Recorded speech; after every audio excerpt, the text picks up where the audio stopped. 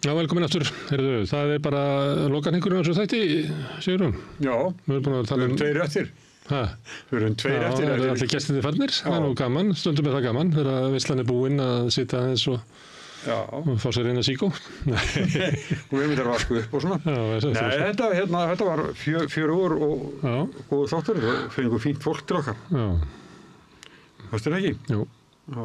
Hvað heldur að verði þannig að á mánudag, þriðjudag að þá vil ég allir fara að ræða önnur mál, það er mörg mál sem hafa beðið meðan að þessi hrina gekk yfir. Já, hvalveiðimáli, ég held að það bara komið á morgun. Já, og ég held að ég nefndi það áðan, þarna með Hafrannsóknastofnun, hún býður alltaf fram yfir sjómannadag með því að tilkynna veiðiráðgjöf sína. Já. Við höfum svolítið verið að fjalla það hérna núna að það sé horaður fiskur út allan sjó. Við erum allt og mikið af honum og þegar það gerist að þá er yfirleitt lagt til mikil niðurskurður á kvóta og eins og ég skildi þetta, ég talaði við Jón Kristjánsson sem var með tölur út úr svona sem Hafró með og þá er eiginlega ástandið á ýsustofnunum ennþá verða sem hefur verið að hækka svolítið mikið kvótinni undanfarin ár, hægt og bítandi. Þannig að ég held að við getum verið að horfa á það. Það er líka samdráttur í komu ferðamanna. Talaði sé alltaf 10% færri bókanir núna í sumar heldur en hefur verið. Þannig að Íslendingar séu að verðleggja sig svona út á kortinu. Ég held að það sé svona almennt álitið. Það er sem sagt bara þenslan hjá okkur öllum er svo mikil, það er ekki við neitt ráðið, þetta verið skríða fram eins og bara hérna.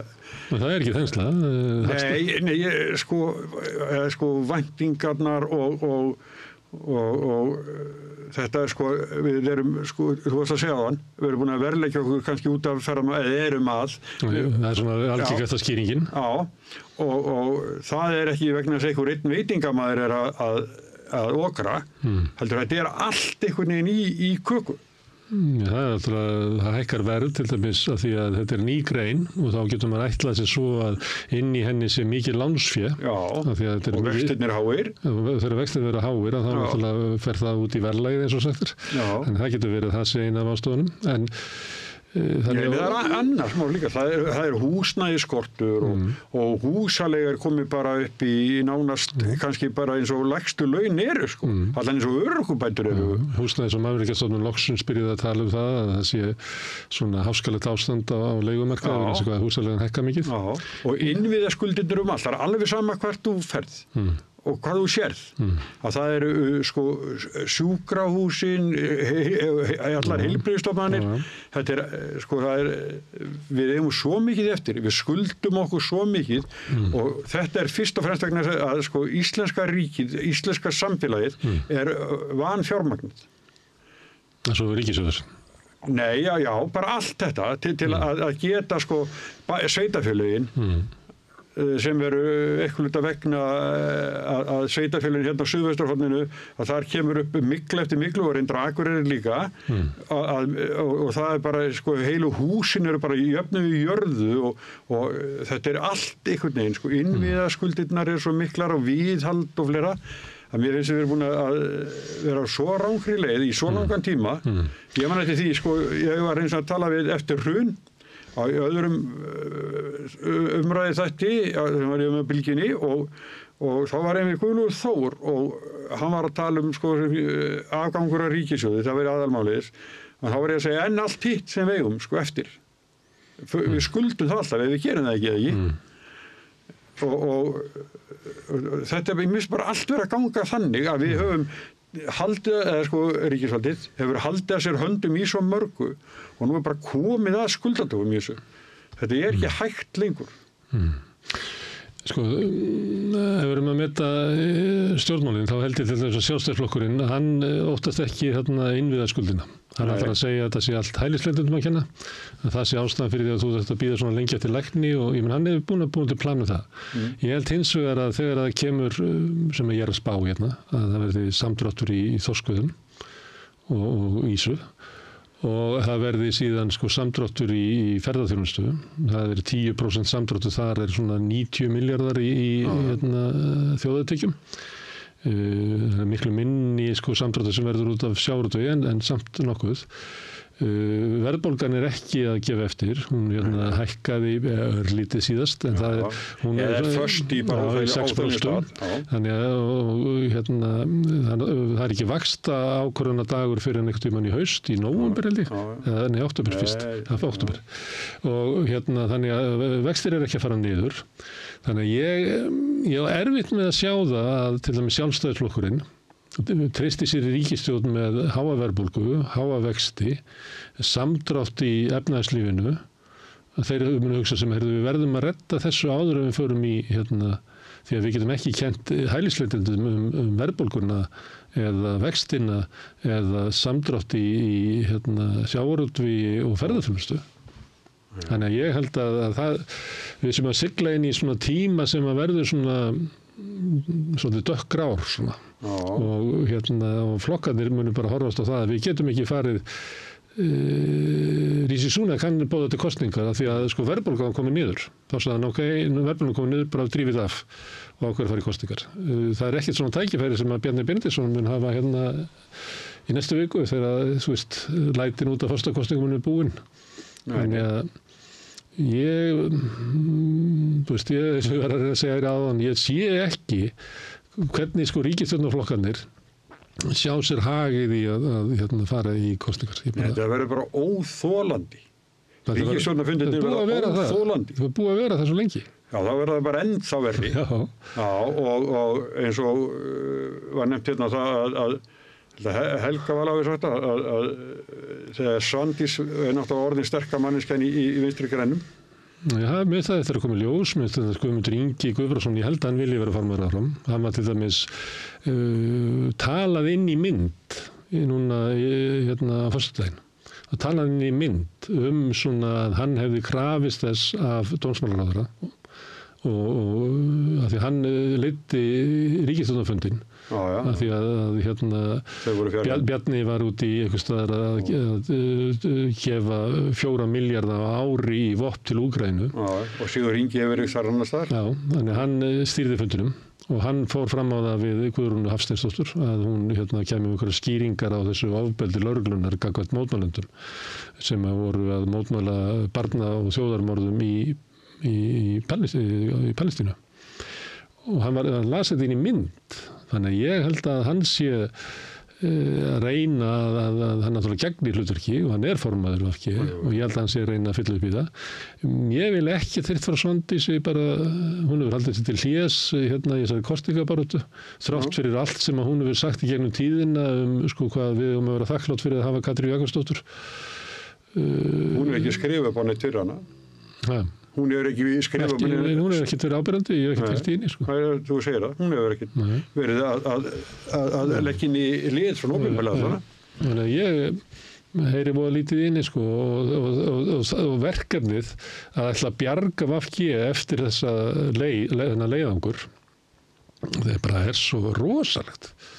Það svo rosalegt. Þetta er flokkin bara í algjörum botni. Þetta flokkur, þetta Alþýðubandalagið gamla. Þú ferði gennum kosningabaráttu í forstakosningu sem raunverulega klífur svona intelligensíuna, gríðarleg hjaðningavík þar inni. Og hvað ætlar að gera? Þú sprengir ríkisstjórnina á einhverju hvalveiðum eða eitthvað? Já, og hvað? Þá þetta að ná saman. Það var því að mikið meirhluti þjóðarinnar eru á móti hvalveiðum. Þannig að það getur bara verið ágættir stökkpallur.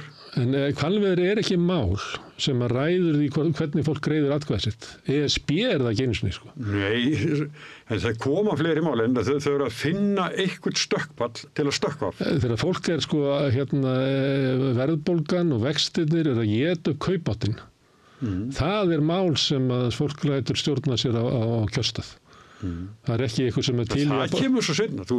Það ekki kosið daginn sem að ríkisstjórnin slitnar. Þá þarf þetta að geta séð fyrir að verðbólgan og vextirnir fari niður og séð fyrir þeir hvaða afleiðingar verða þessum efnahagslega samdrætti sem við erum augljóslega sigla inn í. Hvenær Seðlabankinn mun slaka á vöxtunum, það verður kannski í fyrsta lagi seint í haust og hvernig, ég bara sé ekki hvernig þetta ef það svona ólgusjór framöndan, bara dökkar átt eins og þú segir, að þá eru þarna sko forsætisráðherrann Bjarni Benediktsson sem búinn að vera fjármálaráðherra í nánast alla tíð þessara ríkisstjórnar og Sigurður Ingi situr við það núna og það ríkissjóður er rekinn í halla allan tíman. Já, og ef það er svona dögt framöndan að þá treysti ykkur ekki til að fara í gegnum þetta brím. Það er bara svoleiðis. Myndi hvað segja? Svandís? Svandís, eða Guðmundur Ingi. Hún er búin að vera að segja við okkur að þú veist þessi ríkisstjórn er góð, hún hefur staðið við allar ákvarðanir ríkisstjórnarinnar, hún hefur tekið þátt í, sko, hún hefur aldrei kvartað þegar að vera að hækka hitann undir pottinum og hún er bara einn af soðnu froskonum í vatninu. Já, hún lifði það af kannski. Ok, þá skal ég pröfa annaður. Katrín Jakobsdóttir, hún sá þetta og þú sagði bara, holy shit, þetta er bara, við erum að keyra á vegginn, sko. Ég ætla að fara út úr þessari rútu. Og hún fór út úr þessari rútu og kom fram og hélt að hún hefði svona annan séns með þjóðinni. Nei, það er ekki Katrín Mikla sem er í framboði, það er Kata, eitthvað svona. Ykkur auglýsingur sagðan, ég hef verið stigavörður fyrir ykkur, ég getur betur. Það var bara að sækja eitthvað sem að við getum munað eftir, sko, þegar allir dáðu staðinni. Það tókst ekki henni. Þannig ég á Svandís að koma fram og segja, heyrðu, það komið ný Svandís.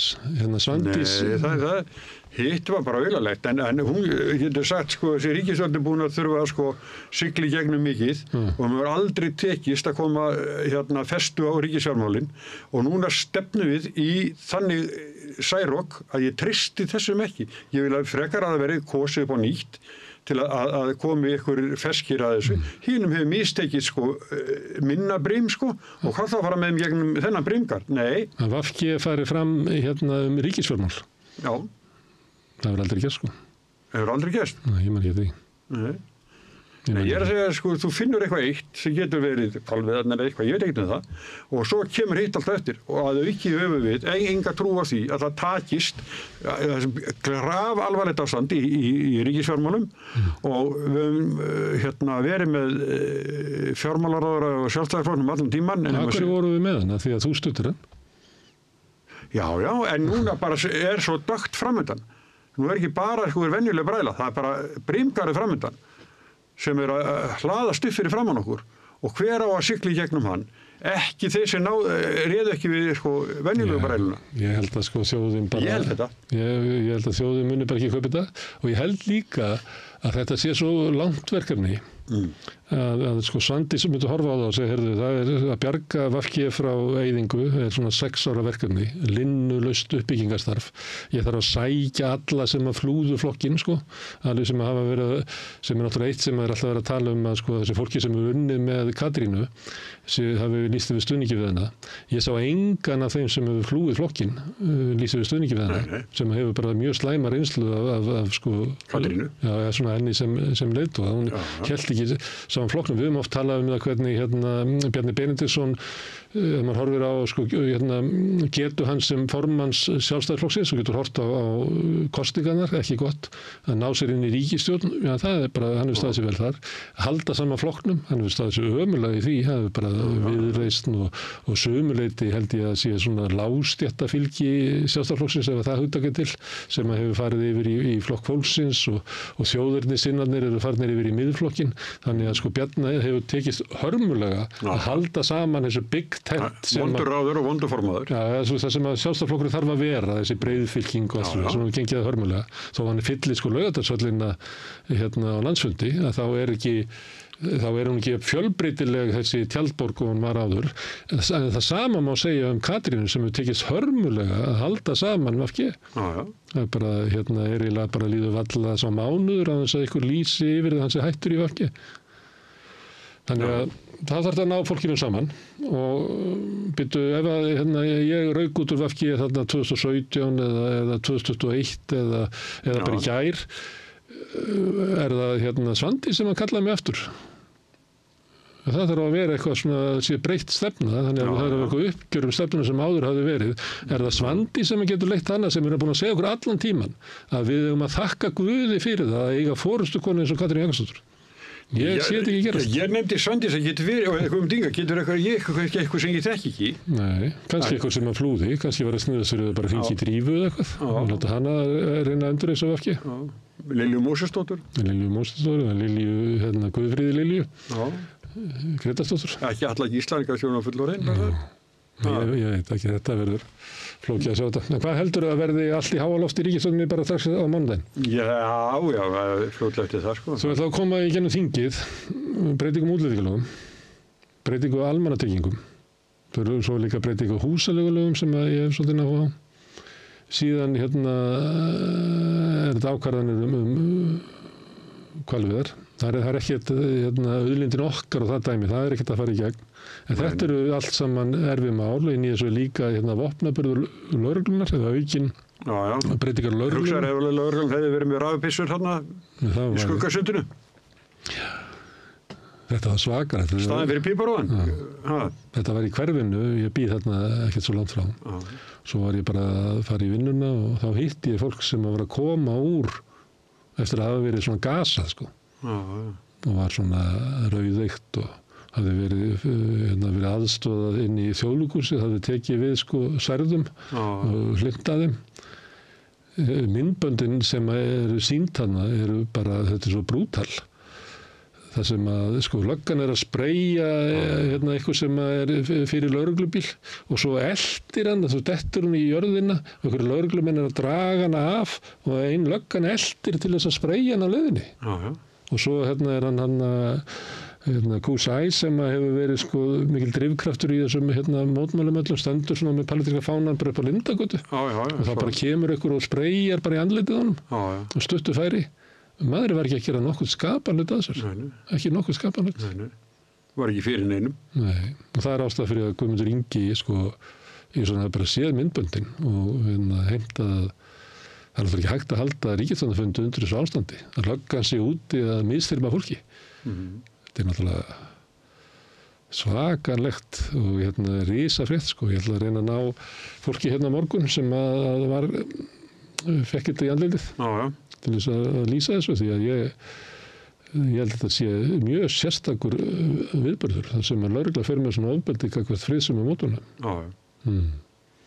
Og svo var ráðherrabíl ekið á lögreglu. Já, meiddi sig sjálfa.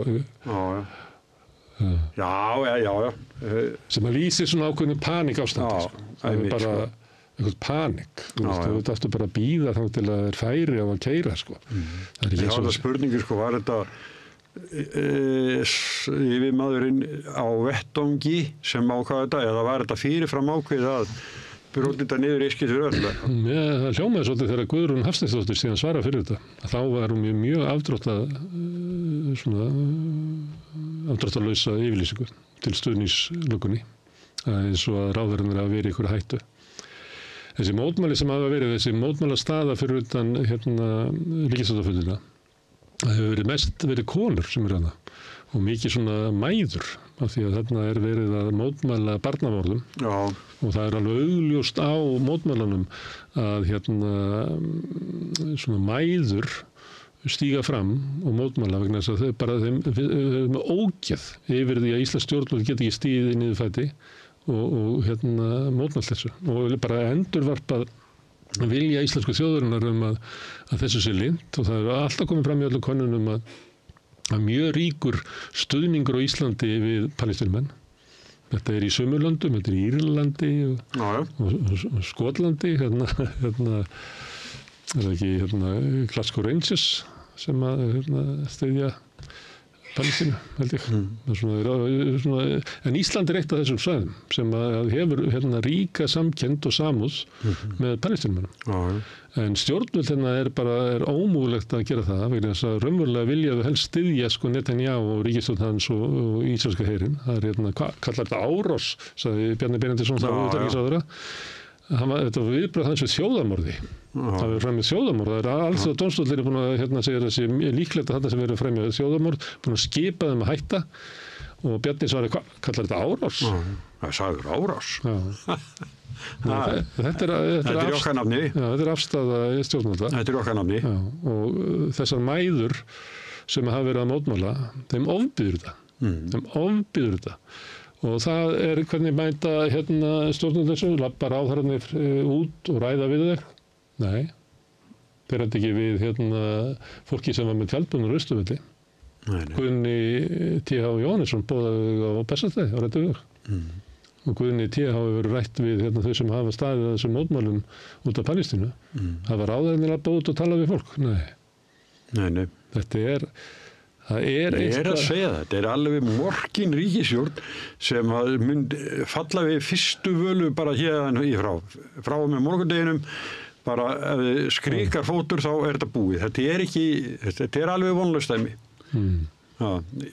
Ég veit ekki. Auður Jóns, hún var í sprengisendi á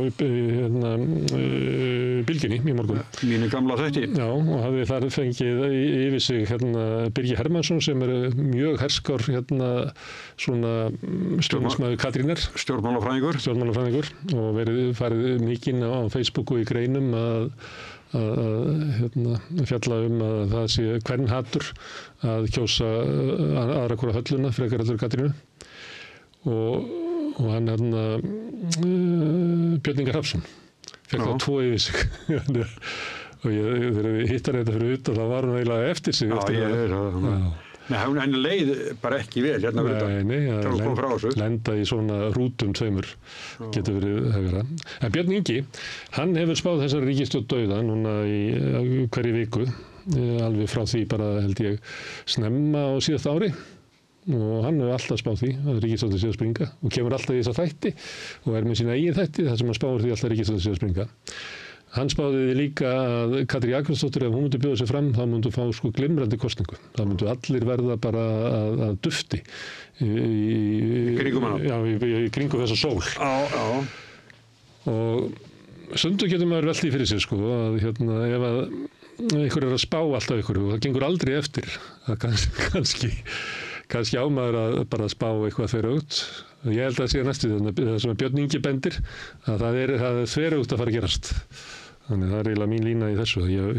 Hann og fleiri sem hafa alltaf verið að spá þessu, þetta er svona hægri hlutinn af hægri flokkunum. Ég veit ekki hvar Björn Ingi hvort það sé í miðflokknum eða einhvers staðar þar. Það var í Framsókn. Já, hann er einhvers staðar svona, hann er mjög hægri sinnaður. Sem hafa ekki þolað þessa ríkisstjórn. Finnst eins og að Sjálfstæðisflokkurinn sé að svíkja stefnu sína með því að vera ríkisstjórn undir VG. En sjá ekki það að markmið Bjarna Benediktssonar með Sjálfstæðisflokknum er að flytja sig mest af auð og auðlindum og völdum til auðstéttarinnar. Og það hafa þið fengið að gera með VG. Það verið engar kvartanir verið þar af því að VG hefur fengið að vera með einhverju svona sem er ókeypis fyrir auðvaldið eins og lögum kynrænt sjálfstæði og sjálfræði og þungunarof og eitthvað sem kostar ekki neitt. Það leið og kemur að svona hálendis þjóðgarði eða breytingar á einhverju svona sem skiptir máli að þá fær VG það ekki í gegn. Þannig að út frá sjónarhóli Bjarna og þeim sem að reka Sjálfstæðisflokkinn eins og hagsmunatæki hinna allra ríkustu að þá er þetta bara fín ríkisstjórn. Og þeir hugsa, barna ókeypis máltíð í skólum, ég meina, blessaður, takk þetta hvað er þetta, 1,5 milljarður eitthvað, eigðu þetta. Hinum megin eru þeir að moka út skattaafslætti sem eru eitthvað sem er skilgreint sem rannsóknir og þróun. Bara í milljarðavís ég held að það verið síðast að vera talið þegar byrjar að fela þessar upplýsingar síðast að verða komið upp í 15 milljarða ári sem að lag bara megin út úr fjármálaráðuneytinu tíð Bjarna Ben og meðan að færa að gera þetta akkur ætti hann að vera að hætta því og svo hvað ætlar að vera í stjórnarandstöðu á móti kannski einhverju ríkisstjórn samfylkingar og Pírata. Hann ætlar ekki að gera það en það getur vel verið að ykkur að þrælálum að í þessari ríkisstjórn bara segi nei, hingað ekki lengra. Hver ætti það vera? Þá er það bara, skiptir hann ráðherra? Já. Nei, ef að VG fer út úr þessu, heldur miðflokkurinn fer ekki inn í þetta.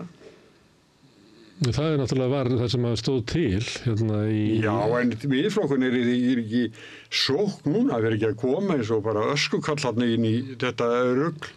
Nei, það sem var kannað þegar að Katrín sagði af sér þá var kannað hvort það væri möguleiki að fá Viðreisn eða miðflokkinn og það þarf ekkert endilega að vera þannig að þau gangi alveg inn í ríkisstjórn það getur verið að þau bara framlengi lífið í einhvern svona tíma eða eitthvað ég held að sé eitthvað þannig í gangi fyrstulega því að Bjarni ætlaði bara ekki að skila lyklunum.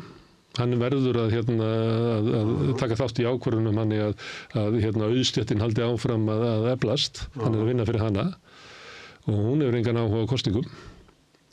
Og ég held að staða VG sé bara svo veik og Framsókn svo veik og það sem ég var að reyna að benda á líka er að meðan að Sjálfstæðisflokkurinn í þessu, hann vil bara halda ríkisstjórnina áfram að því hann getur ekki mætt með formann sinn aftur eftir að hafa leitt ríkisstjórn og klúðraðinni.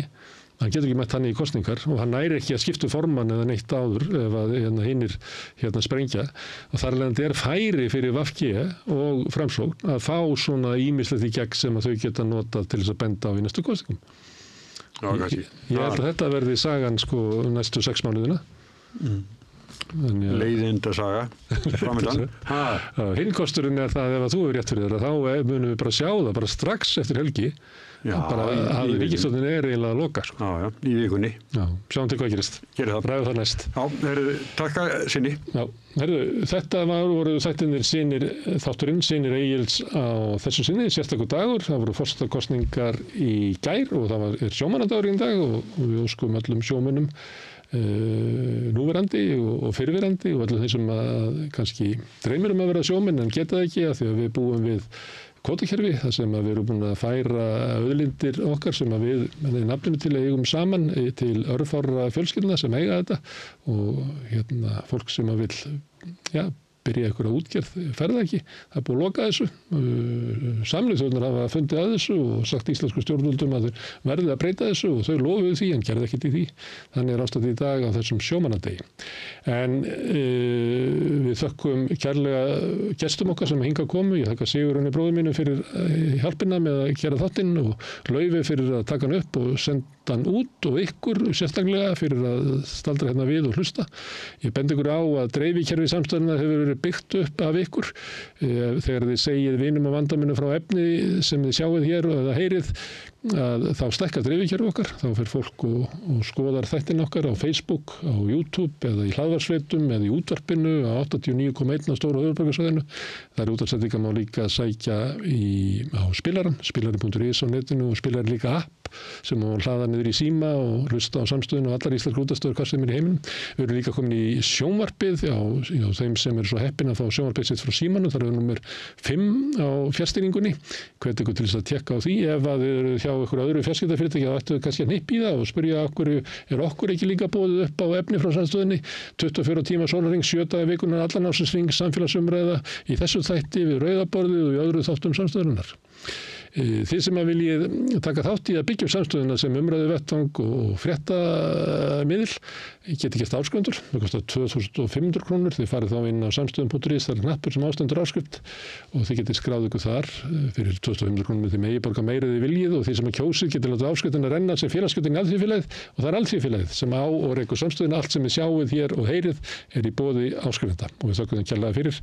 Ég verð hér annað kvöld í þættinum Rauðaborðið og þá höldum við áfram öflugri samfélagsumræðu. En takk fyrir í dag og njótið þess sem eftir er helgarinnar.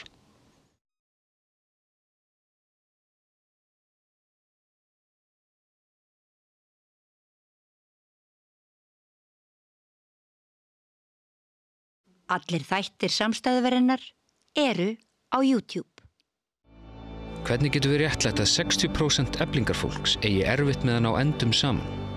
Efling stéttarfélag. Barátta fyrir betra lífi. Þarftu hann að tala borgarfulltrúa. Borgarfulltrúar Sósíalistaflokksins eru með viðtalstíma alla mánudaga klukkan 13:30 til 14:30. Það þarf ekkert að bóka tíma, endilega kíkja við í Bólholt 6, 105 Reykjavík.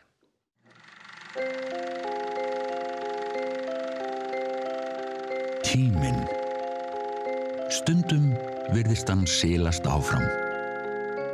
Stundum standa í stað og stundum eins og hann líði allt of hratt.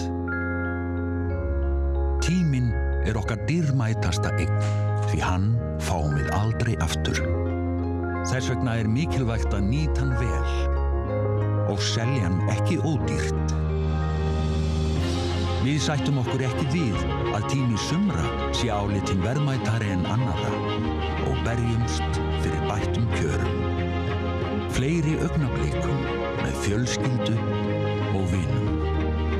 Því augnablik eru lífsgæði. Lífsgæði sem við höfum barist fyrir í yfir 130 ár.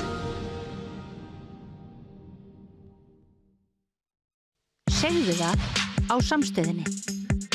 Samstöðin í eigu hlustenda, áhorfenda og lesenda. Sláist í hópinn og gerist áskrifendur.